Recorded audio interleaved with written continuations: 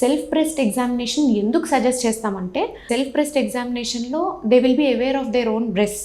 Any new change వాళ్ళు ఈజీగా చెప్పగలుగుతారు. ఎవ్రీ మంత్ ఒక డే అంటూ పెట్టుకొని మెన్సెస్ అయిన తర్వాత ఐడియల్గా మేము 2 to 3 days గ్యాప్ ఇచ్చి స్టార్ట్ చేయమంటాము. So every month single day పెట్టుకొని ఆ రోజు ఎదర్ మిర్రర్ ముందునో లేకపోతే మామూలుగా పడుకుని ఉన్నా పర్వాలేదు, బట్ వైల్ టేకింగ్ షవర్ ప్రాపర్గా మనం బ్రెస్ట్ ఎగ్జామిన్ చేసుకోవటానికి ఉంటుంది.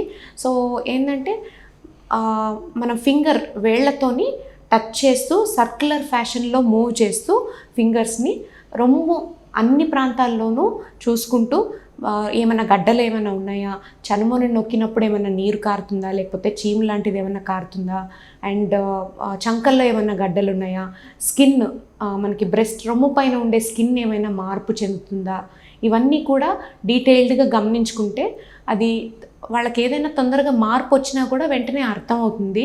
గడ్డలు తొందరగా ఎర్లీ స్టేజ్లోనే గుర్తించగలుగుతారు. సో సెల్ఫ్ బ్రెస్ట్ ఎగ్జామినేషన్ చేసుకోమని మేము 25 years దాటిన వాళ్ళందరికీ కూడా సజెస్ట్ చేస్తాము.